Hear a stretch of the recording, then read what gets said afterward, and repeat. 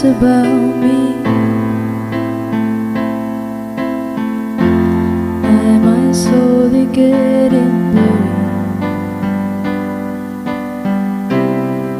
not knowing the right step. Don't want someday to be left. Kamusta mga katropa? Welcome back dito sa ating channel. Ngayong araw, meron tayong isang espesyal na kwento tungkol sa isang rising star mula sa Bohol na hindi lang basta singer, kundi isang all-around artist, si Char ng France Rhythm. Pero bago tayo dumiretso sa kanya, pag-usapan muna natin sandali ang isa sa kanyang posibleng inspirasyon, ang world-renowned artist na si Billie Eilish. Alam naman natin na si Billie Eilish ay isa sa pinaka-iconic na artist ng modern generation. Sa murang edad, naabot niya na agad ang tugatog ng tagumpay.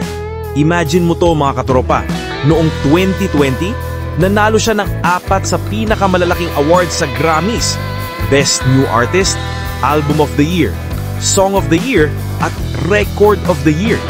Siya ang naging pinakabatang babae na nakakuha ng 4 na major awards sa iisang gabi.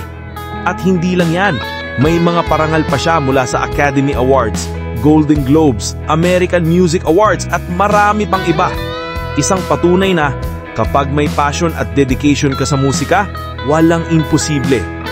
At kung titingnan natin katropa, dito sa Pilipinas, lalo na sa Bohol, meron din tayong sariling version ng isang talented, fearless at passionate artist. Walang iba kundi si Char ng France Rhythm. Kung napapansin ninyo sa ilang performances at covers niya, may halong estilo ng artistry ni Billie Eilish. Mula sa emosyon, paraan ng pagkanta, hanggang sa musical creativity. Pero malinaw, inspirasyon lang ito dahil may sariling identity si Char bilang isang musician.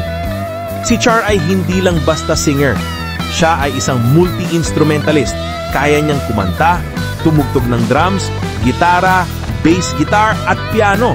At higit pa sa lahat, may talento din siya sa paglikha ng mga original compositions. Kaya masasabi natin na siya ay isang tunay na all-around artist. At hindi lang siya nag-iisa. Katropa, kasama niya ang kanyang pamilya sa France Rhythm Band na kilalang-kilala na mayon sa social media dahil sa kanilang husay sa pagtugtog at pagkanta. Ang chemistry at samahan nila bilang family band ang isa sa mga dahilan kung bakit napakahusay ng kanilang bawat performance. Kung susuriin natin katropa, parehong si Billie Eilish at si Char may isang bagay na nagbubuklod, ang pagiging natural at authentic sa kanilang musika. Si Billie, kilala sa pagiging kakaiba at fearless pagdating sa kanyang style at tunog. Samantalang si Char naman, ipinapakita na kahit isang local talent mula sa Bohol, kayang makipagsabayan basta't may dedikasyon at passion sa musika. Kaya mga katropa, kung isa ka rin sa mga humahanga kay Char at sa buong France Rhythm Family Band, siguraduhin mong nakasubscribe ka na sa kanilang official channel para updated ka sa kanilang mga bagong performances at original music. At syempre, huwag mo ring kalimutang suportahan ang ating channel para tuloy-tuloy tayong makapagbahagi ng mga kwento ng inspirasyon at talento mula sa iba't ibang panig ng mundo. Muli, ito ang kwento ng isang batang Boholano na patuloy na umaangat sa mundo ng musika, si Char ng France Rhythm. Sino ang nakakaalam? Baka balang araw, tulad ni Billie Eilish, makilala rin siya hindi lang sa Pilipinas, kundi sa buong mundo.